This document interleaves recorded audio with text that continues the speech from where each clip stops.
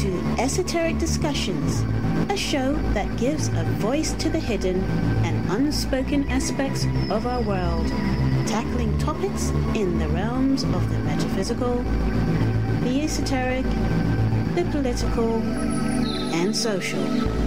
So now join me, your host, Valentine St. Aubin, as I take you on a journey of exploration.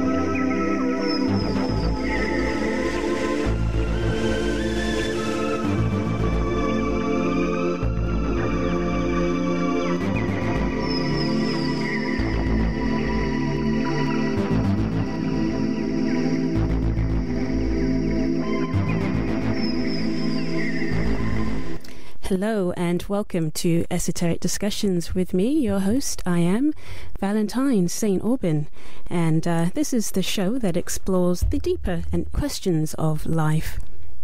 I'm here every other Wednesday evening from 9 here on Peterborough FM and online. And if you want to learn more about me, you can do so by visiting my website at valentinesaintaubin.co.uk. And I have a selection of shows that have been archived that you can listen to for free.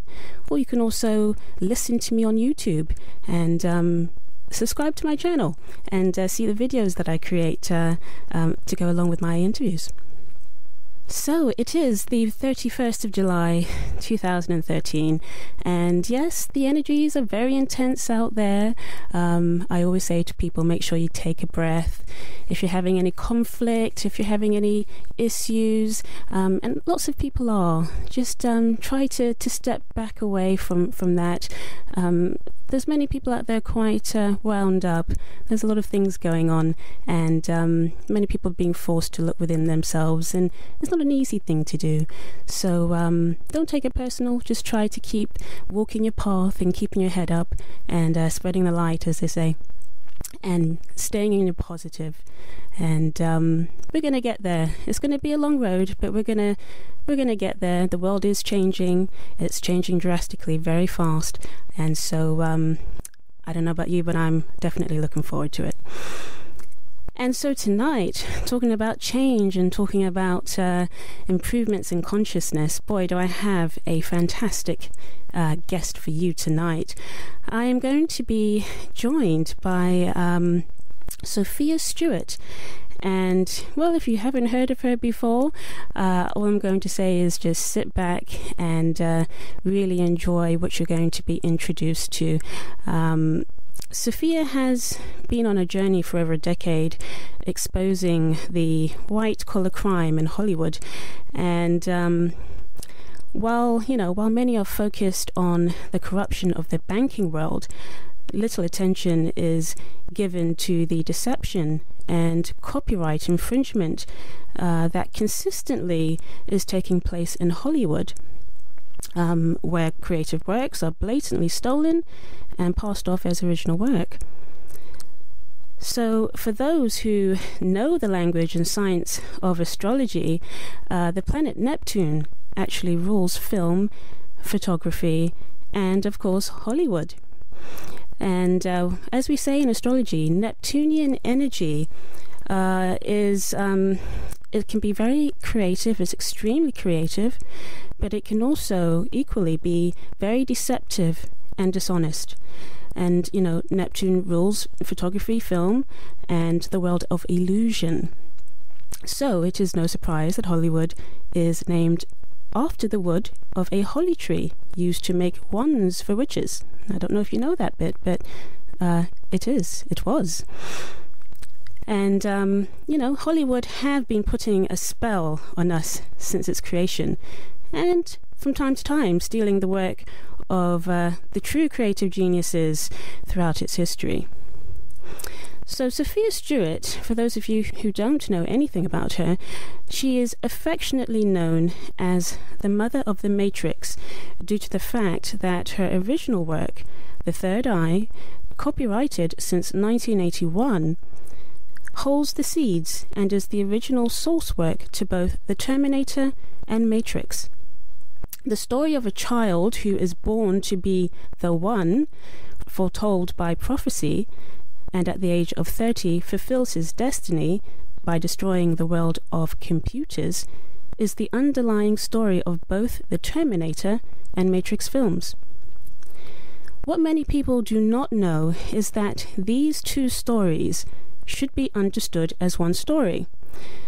The Terminator tells the story of the mother and birth of the child who is the One, and the Matrix is the story of the One as he awakens to defeat the world of the computers as an adult.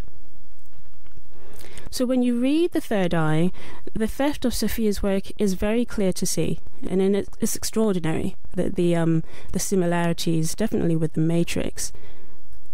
She has campaigned with dignity and grace and has gained worldwide support from those who indeed have their third eye open.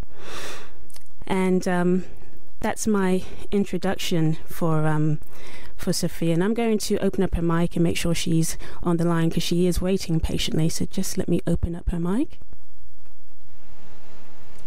Sophia, are you there? Yes, I am. Can you hear me? I can hear you loud and clear. Welcome to the show. Oh, thank you. That was a nice introduction. Oh, did you get to hear it? Oh, excellent. Good. Yes, I did. It was wonderful. Oh, simply lovely. Wonderful. You know, it's a great honor for me to have you on the show, and I know that you are very much in demand worldwide for interviews. I mean, when we spoke briefly, you were saying to me that you've done at least 4,000 interviews or so over the years, because your story has been so much in demand. That's correct, yes? Yes, that's correct. I've been interviewing nonstop since 2003, but my first interview was a radio interview in 2002. Greensboro, North Carolina. I think it was 103 Jams with DJ Kyle show, but I've done over 4,000 media interviews. I mean, magazine, newspapers, radio, the whole nine. Yeah. And, you know, I had somebody ask me, you know, someone was saying to me, well, how come I've never heard of Sophia? I mean, how come I haven't heard of this story? And I think the best way to answer that is not to belittle someone who hasn't come across you yet, because from the way that I understand things, sometimes it can take a long time for the truth to surface. You know, it's one of those types of journeys that it can be difficult for the real truth to get through, because there's so many obstacles put in the place to deny certain information from being placed into the hands of the public, and for people to learn things for themselves directly. So, I mean, the way I see it, if someone may be listening tonight and hasn't heard of you, I would say usually what happens is when you're ready, that's when you get to learn about people like yourself and others as well, you know, out there doing their thing. And, you know, this is why you do so many interviews, because it's a continual journey, isn't it? You're just trying to do your thing, spread the word, and also just continue to do the work that you love to do, which is film and things of that nature. Yeah, that's correct. It's always going to be somebody who I've never heard of the story. Even if I was just pushed nonstop in mainstream media, we have 7 billion people on Earth. So every day someone is going to wake up and not know something and going to find it out for the first time. So this is wonderful, you know, that everyone take their time to find out what's going on. Hello? It sounded like you... Have I lost you? Yeah. Oh, okay. You just sound... I don't know. Yeah. You sound... Did you hear what... Yes, I did. You just sounded far away from your mic for a minute. No, you're fine. Wow. Okay. We just have to be careful. We just have to be careful because, you know, sometimes we're being listened to and they like to play around with the communications. So, we're just making sure that you're still here. I can believe that. Yeah, definitely. Yeah. You know, I'll tell you how I found out about you, Sophia. I'm a great fan of somebody by the name of Dr. Phil Valentine, who is a metaphysical teacher and lecturer. He's been around for a long, long time. When it wasn't popular, when it wasn't well known to be thinking about things like the Illuminati, or the hidden history of the Vatican, or to be talking about the use of vaccines, all those types of topics. And I was watching one of his lectures a long time ago, and he dropped your name because he likes to drop names from time to time, and he dropped your name, and I looked you up, and that's how I started to learn about your work. And it is an incredible story that you have, and we're going to get into that story in just a minute. But I just want people to also be aware that, just as you do have your fans and people who give you great support, there are many out there trying to also put many obstacles in front of you and demean your name. I mean, you can easily we can easily find you on the internet, but there's so much negativity, so much false information about you on the internet. And what I would say to people is you have to rise above that and see the bigger picture. And we're going to try to talk about that bigger picture tonight. But what I wanted to just say to you, Sophia, was that I was listening to an interview that you did with Carrie Cassidy. I think it might have been last year. And she was just trying to rip at you. And I have seen her do this before. Carrie Cassidy she's part of what was known as Project Camelot, and she now just works by herself.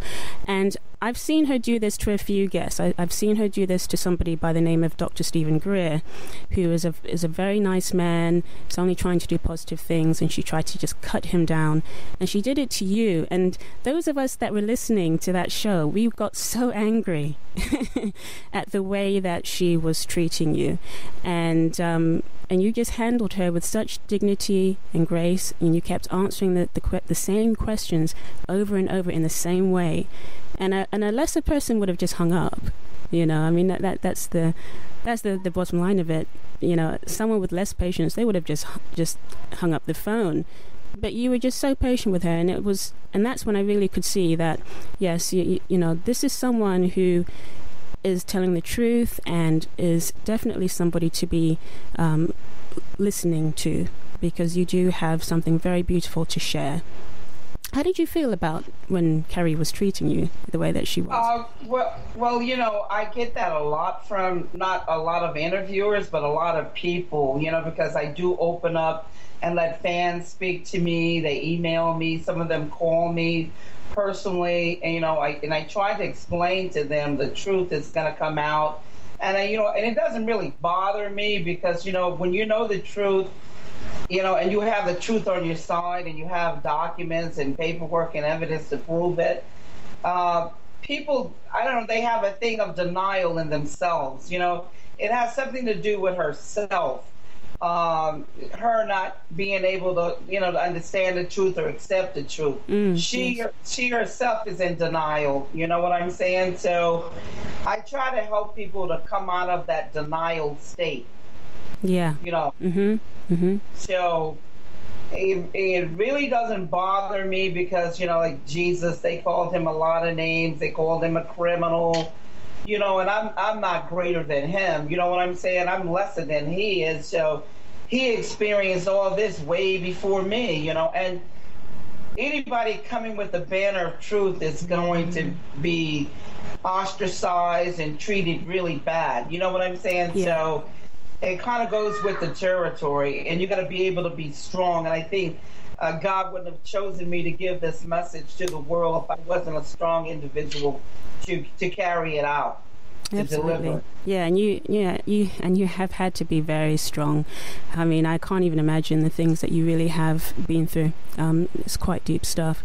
I wanted to just for people who may not know, I mean, as I say, there's plenty of interviews out there of you, if people really want to get all of the nitty-gritty of the legal side of the legal action that you've tried to take against those who have stolen your work.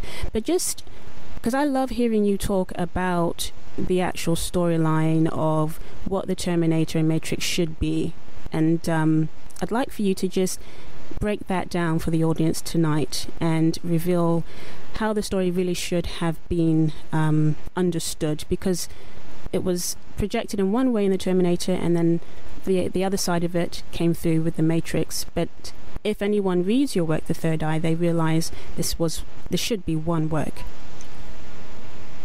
Well, I mean, let me tell people, I especially want them to know that when I wrote The Third Eye, and it's in book form, and I wrote Matrix 4, the carry-on of the series.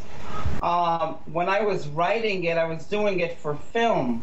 It wasn't meant to be like a novel. Yes, it's not. Yes, exactly. It is written as a narrative, right. Isn't it? Yeah. Yes, it's written as a narrative because I'm doing film work. I'm at USC Film School at that time, and it's 1980. So I'm doing film work. But what I did was I wrote incredibly a lot of film work, because when you adapt to the screen, they don't, Hollywood, that's their job. They adapt things to the screen. But they can't adapt the whole book to the screen. They only can take bits and pieces and parts of the story, the concept, the theme, the plot, the characters, and they put them into the storyline. So this is what they do, and this is what I do. I'm a filmmaker. So it was so much work, source work, that they had to make it into 2 different franchises. But if you look at the Terminator means end time revelations, and the Matrix is Latin for womb, and the Matrix is mentioned 5 times in the King James Bible. And God says in Exodus 34th chapter, 19th verse, he who opens the matrix is mine. So he's saying that the children that are coming out of the womb are born with souls, and they belong to him. And then in the future, man would start creating his own children, a mankind or a kind of man. They would be clones, but they would be soulless. That's SOUL-LESS, born without souls. Soulless, meaning they're clones, meaning that they're petri dish children, test tubes, artificial insemination. Because man would have the nanotechnology to start creating his own kind of world, his own kind of children, his own kinds of beings. And that's what you're looking at right now. That's why love is being taken and drawn out of the world. There's no compassion, no feelings. It's just a lot of horrible things. Just like the shooting of Trayvon Martin just recently. I mean, here he is, a kid, 17 years old, hunted down, killed by a vigilante. And then this vigilante is let off. Acquitted, yes. Right. No compassion, no love. No compassion, no love, no understanding or grieving for this young man's life. Because the world has become like almost soulless. Yes. And that's where everything is sucked out. Law is starting to be sucked out. And all kinds of things, atrocities are being like, people going to the movies, you're not even safe, where this guy comes in and he kills all these people in a movie theater. It's just all these things that are like soulless, with no soul, no compassion, no love, just acts of evil.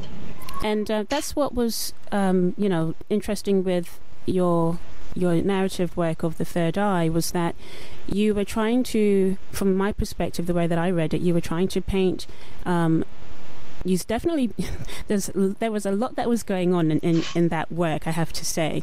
And one of the things I just want to bring up before I forget is, you were very much ahead of your time, because you were talking about the structure of power, and you referred to it as the pyramid structure.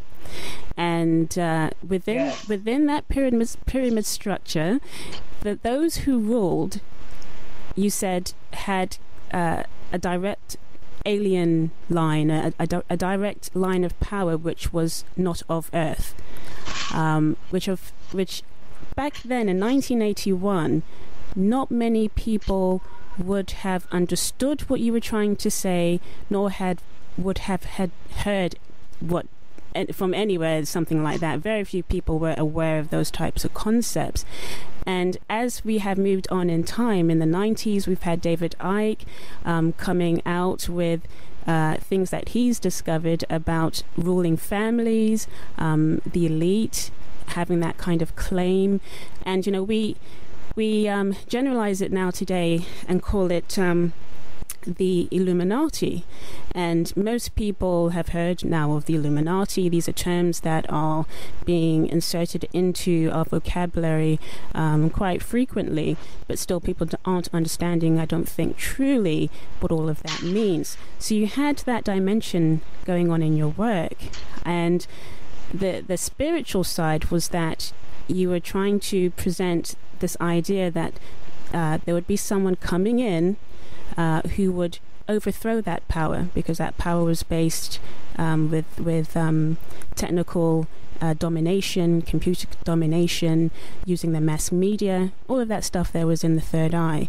So right, which is programmed. It's all in the Matrix, also the movie, which is programming. Because what I was talking about, if you would go back in your thoughts, I am talking about the Illuminati's 33 years before it became even popular with David Icke or Bill Valentine or any of them. Mm-hmm. I'm talking about the Federal Reserve. I'm talking about the Trilateral Commission. Yes.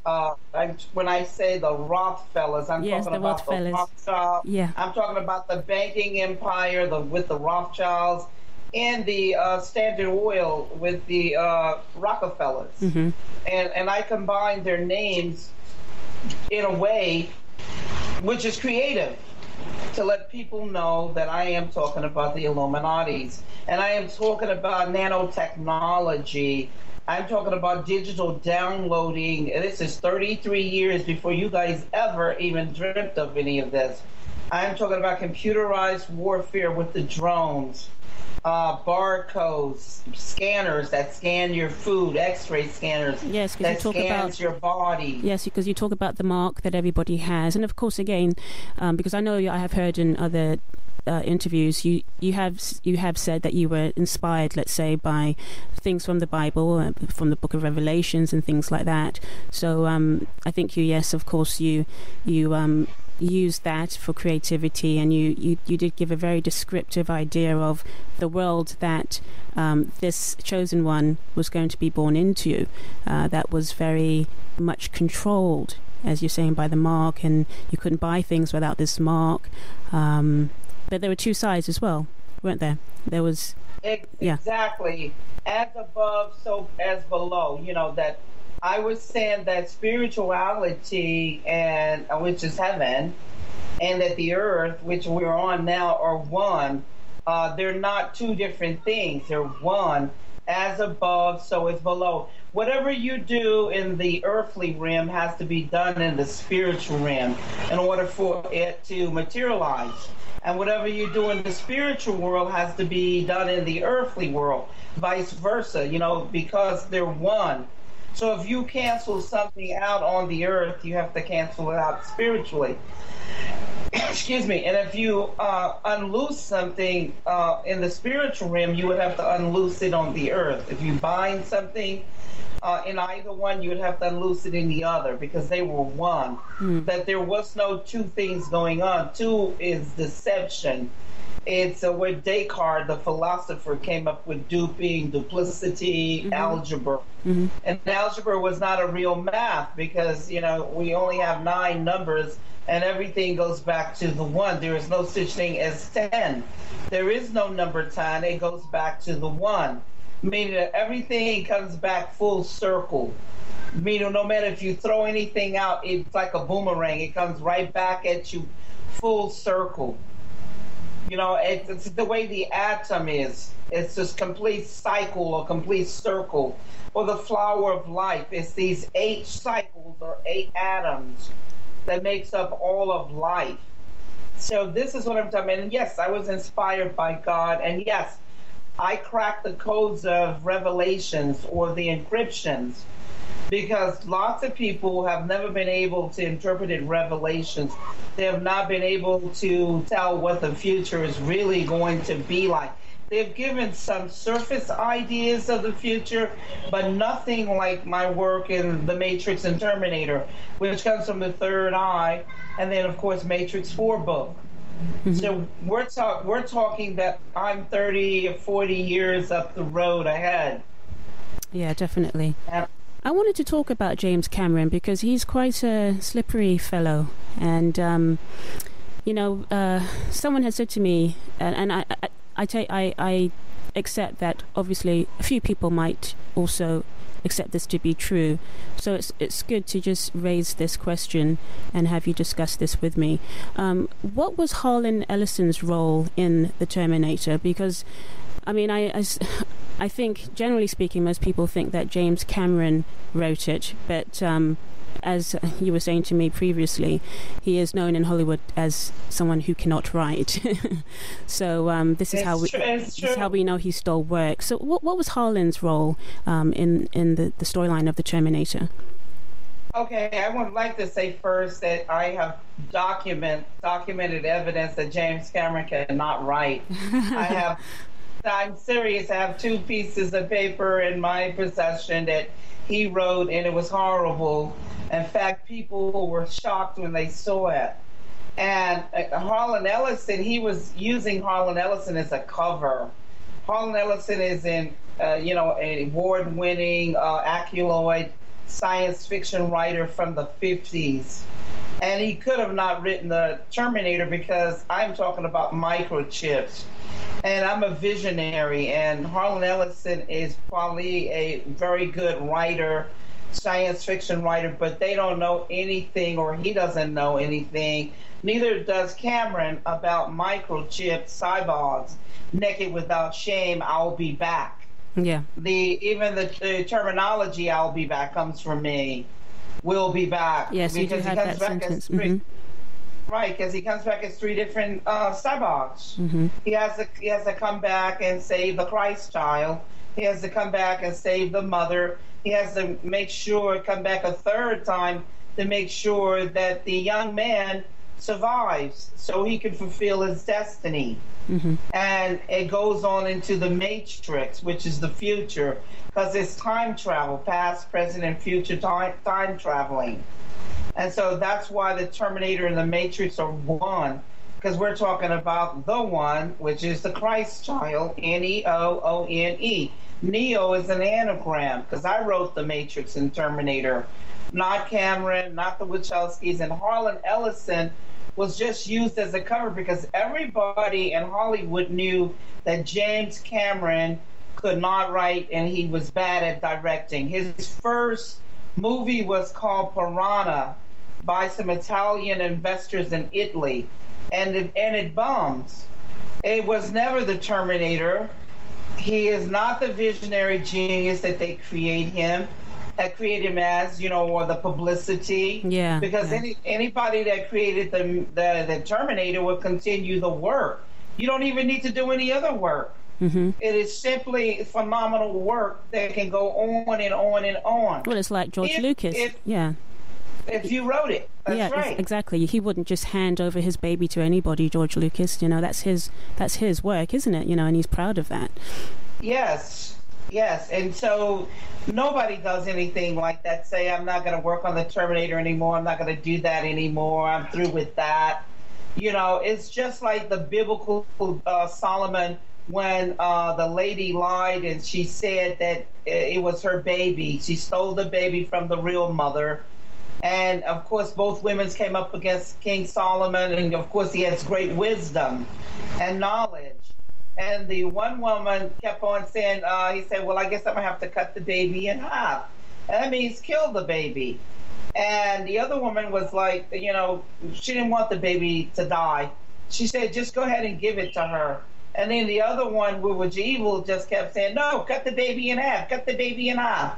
And so Solomon knew in his wisdom that a mother would not kill her child or give it away, the true mother. And so he told them to take her and hang her, the one that says cut the baby in half, and gave the baby to the real mother. And I don't know if any people remember this biblical story, but it's in the Bible. So when I'm using that scripture or that biblical story is to express to you that there is no way James Cameron could have created the Terminator and gave it away or let it die. Yeah. And Harlan Ellison got paid $85,000 for teleplay And that teleplay was some from the old Outer Limits, black and white, Demon with a Glass Hand, and Soldier. But Harlan Ellison has never said that he wrote the Terminator. He just told the truth. He never sued James Cameron. That was all fictitious and a lie. Because they settled out of court, didn't they? They settled out of court for $85,000, and Harlan Ellison is on YouTube speaking this out of his own mouth. I had the video on my website, Truth About Matrix, for a while, where he just spoke out and told the truth. I talked to him. He's a very honorable person, and he did not write the Terminator. I wrote the Terminator, and that's the truth. And it's just hurting a lot of people because they don't want to deal with truth. Yeah. They want to think, but any of the old 50 science fiction writers, they were not even doing anything naked. They were not putting any naked people on the screen. They wasn't even putting any husband and wife in the bed together or any toilets or any of that. So, and I think I think it's important as well to say, Sophia, that there's no animosity between the two of you, is there? Because, you know, the media likes to, and people, you know, trolling on websites and things, they love to play things up, don't they, unnecessarily? Yes. But, yeah. There is no animosity between me and Harlan Ellison. He knows. And none of the people, James Cameron, the Wachowski brothers, Gail Ann Hurd, or Warner Brothers, or any of them, have ever slandered me or said I didn't write The Matrix and Terminator. It's just all these people that are, a lot of people are ignorant. They're just simply ignoring facts that they should know or to go out and seek and search for. They're jumping up and they're just saying things that they have no idea what they're saying. It seemed to be a personal issue with them, and a lot of them are just in denial about Hollywood because they want to work with Hollywood. And then, of course, there may be some people that paid to keep other people confused. Absolutely, and keep the ignorance going on, because ignorance just causes a lot of blockage and a confusion, but the truth will set it straight. Yeah, and absolutely. work it out.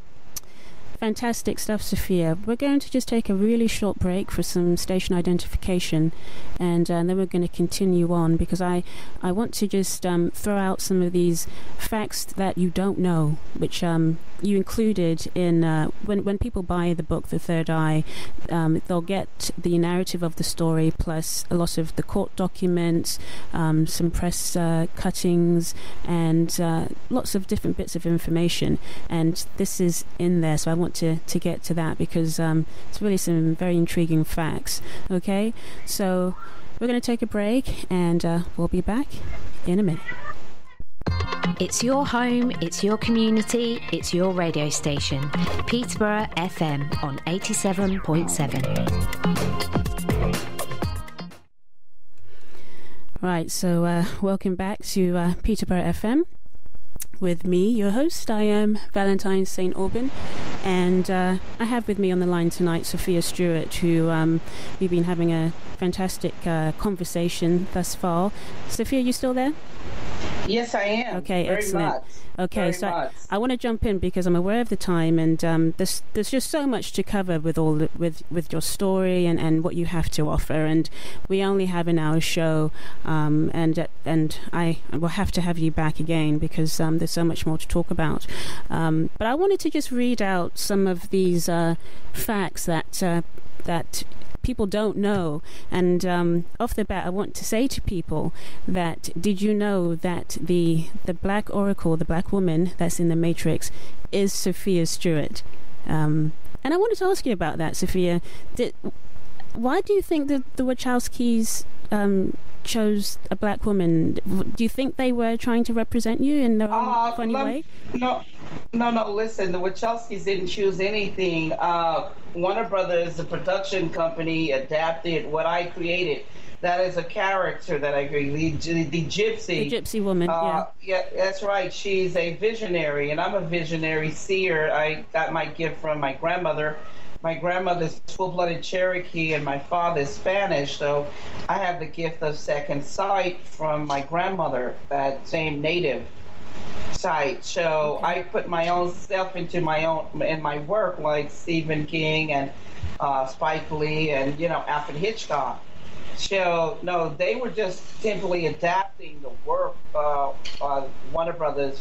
And the Wachowskis, I think they were just used as fronts. I don't think they know anything about filmmaking, movies. Well, that's another question, yes, I want to get to, because they do have kind of a strange history, don't they? I mean, yeah, they were they had a construction company, but ended up in Hollywood with like £70 million budget to make movies and things. It doesn't sound right. Well, it doesn't happen, and never in a million years. There is no way they're going to give any construction workers $70 million to make a movie. And then they've never made anything, never done anything. They were just used as fronts. And as you can see, everything that they bought from other people, like Cloud Atlas was bought from David Mitchell, the author. Mm-hmm. And V for Vendetta was bought from Alan Moore, the English writer. Yep. And the Speed Race was bought from the Japanese writer. So the Wachowskis and brothers have never done anything or never wrote anything.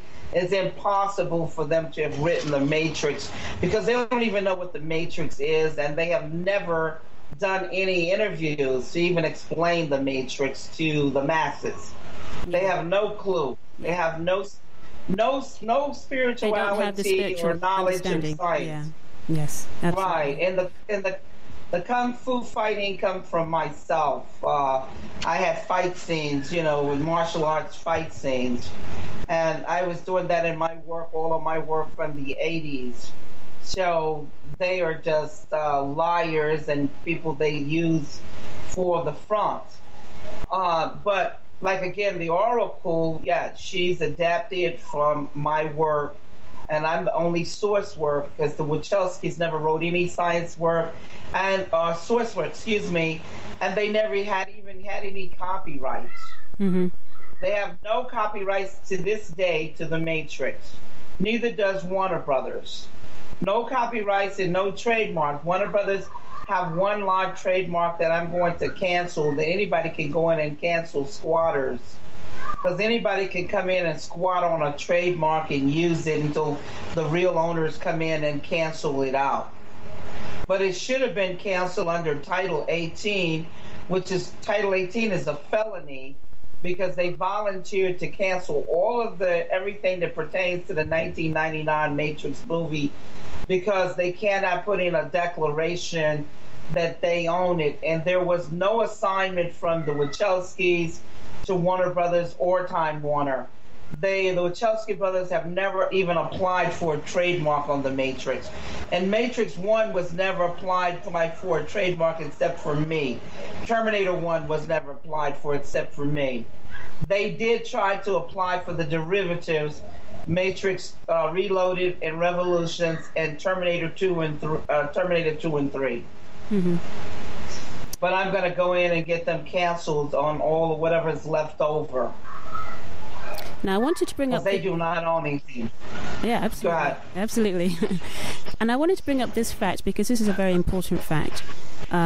Did you know that the FBI investigated Stewart's case because criminal copyright infringement is a federal crime?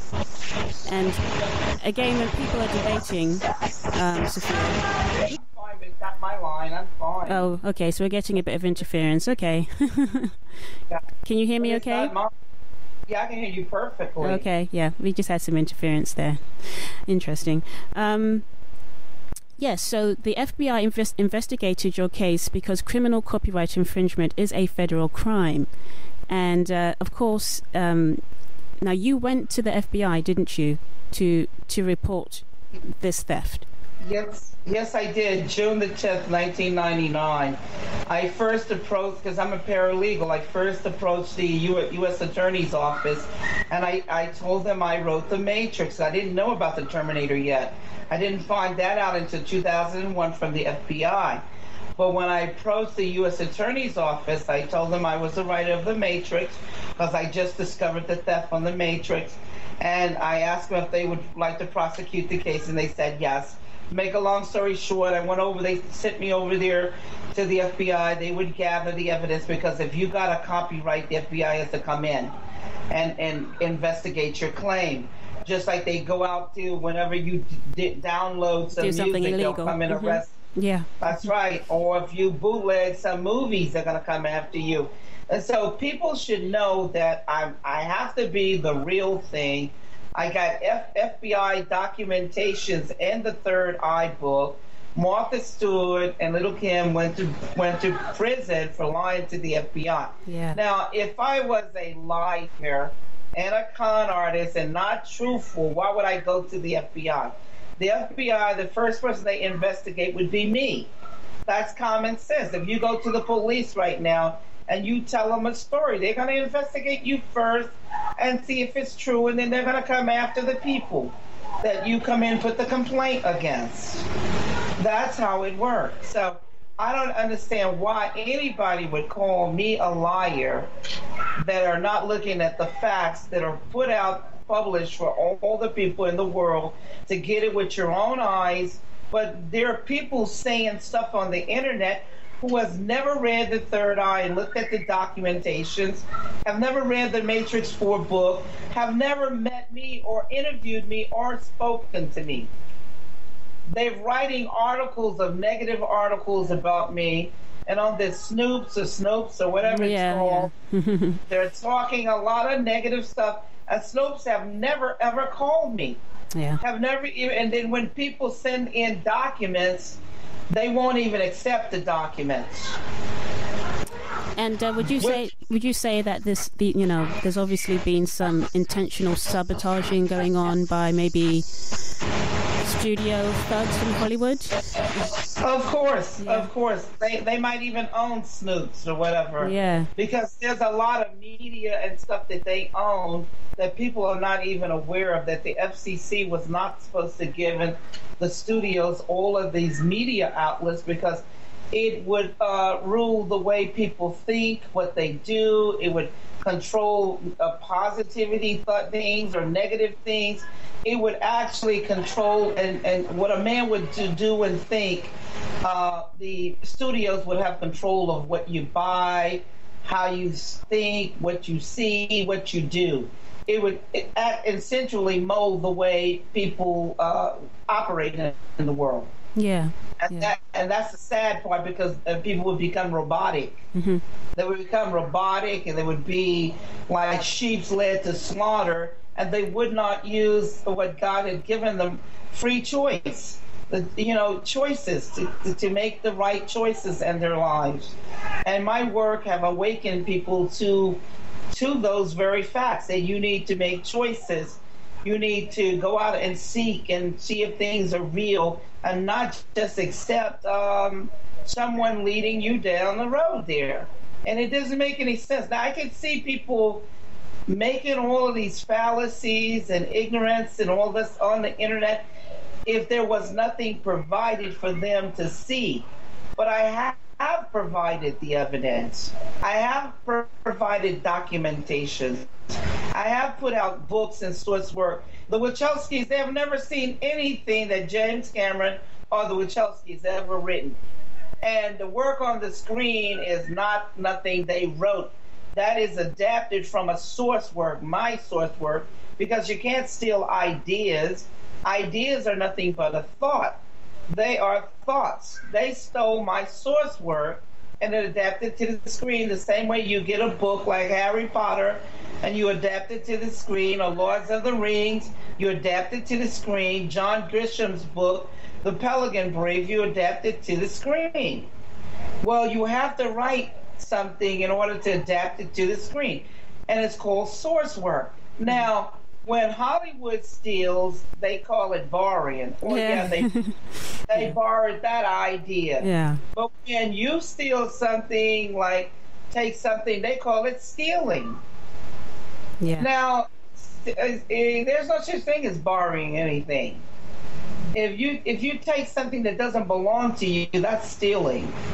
It doesn't matter if it's your car or it's your source work, which is intellectual properties. Theft is theft. There's no such thing as borrowing. There's no such thing as he stole her idea. That's ignorance. No, he can't steal your thoughts. Nobody can steal your thoughts, but they can steal your source work and take it and adapt it to the screen. And people think that Hollywood are musicians. Yeah, Holly is the tree that the witches made their Absolutely. wands. Yes. That's why they call it Hollywood. Yeah. But Hollywood create illusions, just like Houdini. And I guess why I said that the Wachowski brothers pulled a Houdini and a Milli Vanilli. Yeah. Because it's an illusion to make you guys think they did something when they did nothing. Absolutely nothing. And they didn't write it, just like Milli Vanilli didn't sing it. I don't want to get too off topic here, but I just wanted to ask you about this. I had watched a movie a couple of months ago called Birth of a Nation. Have you heard of this movie? It was done in 1915. Yeah. Yeah, Yes, you know of it. Yes. What I was going to say is, yeah. Well, for those who haven't heard of it, Birth of a Nation was a movie. It was one of the first feature films of Hollywood, and it was made in 1915. It was a silent movie. It goes on for about 2 hours and 45 minutes. You can watch it on YouTube. It's there, and it was based on a novel called The Klansman. And then they later changed the title to Birth of a Nation, but it was kind of like a propaganda movie to show why the KKK must exist, and you know why the white race was in danger from the black race, etc., etc. But I just wanted to quickly bring this example up because, you know, what people don't realize is that Hollywood initially has always had its thugs and its cheats, its liars, its mafia, you know, and they have some really dirty ways about them, don't they? Yes, and the people that I was going up against is called the gay mafia. All right. And that is the gays that have a mafia organization that control Hollywood. They're in control of Hollywood because you see all this gay stuff on TV. Yeah, and it's growing at the moment. Yeah, and women, and then the black athlete coming out endorsing, and they want you to turn away from God because that's the last threshold of corruption is to turn away from God. Well, that's part of their plan. Is what Aleister Crowley called the Age of Horus. That's where they're trying to take it. Yeah, well, that's where, you know, there's no turning back because you, universal you, are the ones who get to decide which way you go. And so, but let me go back to the Birth of a Nation. It is talking about the Klansmen, and the Klansmen are alive and operating well in America, and they have been. In 1992, David Duke told everyone that they were going to take off the sheets. I'm going to call them the sheets because that's what they were in the beginning, these robes or sheets to hide their identity. Well, when the clans were first formed, it was people of law enforcement, people who were there to uphold the law, and they were the ones actually breaking the law. So they needed to hide, and that's what they did. They hid under the sheets. Yep. Because they had a facade. Their facade in the daytime was upholding the law, and they were these judges and lawyers and law enforcement, you know, the law, the ones that come out to arrest you, and politicians that were bringing in and creating law. And these were the people who were actually breaking the law, but they didn't want the public to know because they would be out of office and they would be locked up in jail or they would be hung or whatever was done to them back in 1915. And what they were talking about that in H.G. Wells, a visionary seer in his time, he was one in the Iron Age. He was a phenomenal visionary where the metal robots come from. Well, he was talking about that in the future, everything would go back black again. Like in the beginning, the races were all of color. Yes. And that's what would happen again, and that the people that was mutated would actually go underground because I'm talking about that in Matrix 4 of the solar flares that are going to happen, in which they're happening right now. Yeah, they've been going on. Yep. Yeah, but I've been prophesizing them for a long time. The super flares, yeah, but every year they're stronger. Yeah, they than are. Before. Yeah. Well, the mutated race, and it's according to the DNA, not so much the skin color, but the DNA. These solar flares would actually burn these individuals up. That's why you see a lot of skin cancers and so forth. They would eat it because back in the biblical days, they were called lepers, and they were in the dankness of the earth. And they have to go back to the earth, because if you look at H.G. Wells' old time travel movie, they were called the Morlocks, and they were actually using technology to entice the young humans, the meek, because in Scripture God says the meek shall inherit the earth, and they were trying to get the meek to come underground so they could eat them. That's what they were feasting off of, was all these people who didn't know the meek. They didn't know anything about war. They didn't know anything bad, any corruptions, or anything of evil. So now we'll go back to the Klansmen. Well, they're trying to kill out these young male seeds like Trayvon Martin, because these young males, black males just have sex, and they copulate, and they just have babies all over the place. Well, that is going to destroy the white mutated race. It's going to all turn back to one race. And so this is what the genociding and all this stuff is about, the castrations of the male, because they're not killing any of the old black males because they're not worried about their seeds. The seeds of the young black male, and them castrating they're telling you. And if you read that book, The Black Wall Street, it's really giving you an idea of what's going on and what they're worried about and why they're killing all these young black males. Why the policemen who were the KKKs back in the day, and I'm not saying all of them, because there are no such thing as a good organization or a bad organization. Yes, that's right. It's just the people. Yeah. It's just simply good and bad commingling. Yes. And all of these organizations there, and if you want to get some help, you could find some good people to help you. And of course, there's always more evil people out there, but it doesn't matter, because if you seek the good, you'll find the good. And I think that's. And so. Yeah, I think that's a really good point as well. Just because we're kind of running out of time, Sophia. It's gone quickly.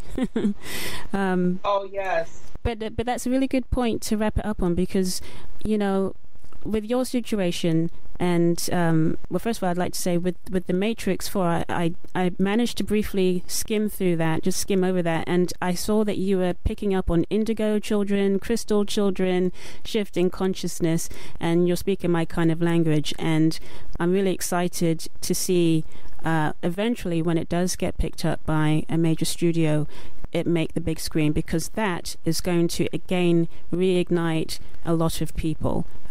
What I picked up from that work. So maybe just to close the show, you might want to give a few words about your visions for the future, and what helped to inspire you with where you took your next work, Matrix 4.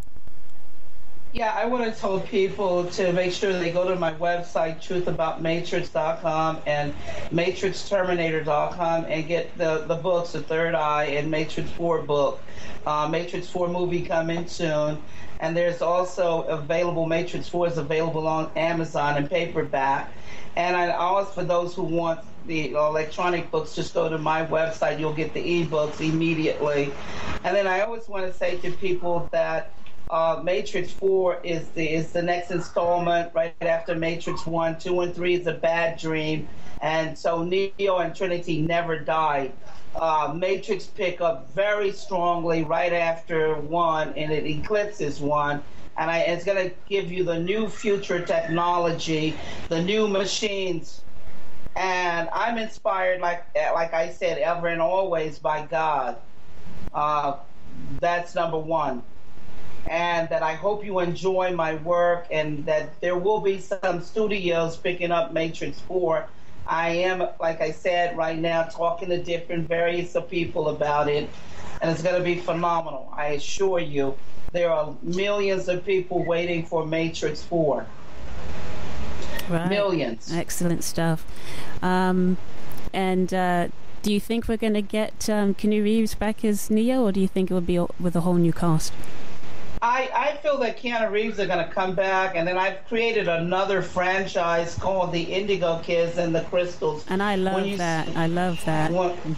Yes, when you saw the little boy in the first Matrix, everyone, and he was bending the spoon, but he wasn't bending the spoon, he was bending reality. Yes. Well, that's all. This is what I'm talking about, the Indigo and the Crystals, because they were never talked about. Who this little boy is and why he's there and why are these children with the Oracle. So you get to find out all that information and more in Matrix 4. For those who are still hungry for the Matrix, well, my attorney told me to put out Matrix 4 book, and that way everybody will be ready for Matrix 4 movie, and they'll get their taste of Matrix, the continuation, but even greater. So excellent. I just hope everybody will enjoy the work. Oh, I think we will, and I love how you are in tune with that understanding of the indigo children and the crystal children. We don't have time tonight to go further into that, but as I had said to you before when we spoke previously, I definitely want to have you come back, and we'll go further into the Matrix 4 and what's entailed in that, and hopefully maybe the next time we talk, you might have some more information as to what's happening with all of that, with the movie and what have you. But it's been a really great pleasure speaking to you tonight, Sophia. You're just a lovely soul, and I think anyone, I think anyone with any common sense can just tell that you are the mother of the Matrix, because only a mother can speak the way that you did tonight to reflect the storyline and give it the right vibration and feeling that you did tonight. So thank you. Thank you for having me, and I will be back to talk about Matrix 4. Okay, well, thank you very much, and I'm going to close your mic, and I just also want to say to Sophia that and I know she will, but I do hope that she gets the justice that she deserves, and I know it's coming. So that's it, guys. We've got the flip side coming up next after me, and it's time for me to leave, so I'm going to run out of here. But it's been a joy as always, and I'll be back not next week but the week after that, and until next time, keep your eyes on the stars.